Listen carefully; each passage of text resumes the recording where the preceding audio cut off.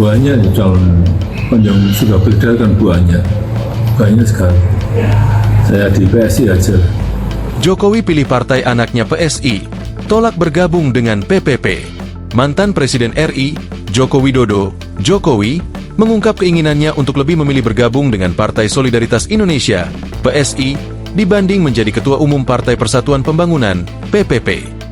Jokowi menilai PPP memiliki lebih banyak calon ketua umum menjelang muktamar yang akan digelar pada September mendatang tersebut. Dia mengaku juga mendengar sejumlah nama yang sudah beredar. Ya, yang di P3 saya kira banyak calon-calon ketua umum yang jauh lebih baik, yang punya kapabilitas, punya kompetensi.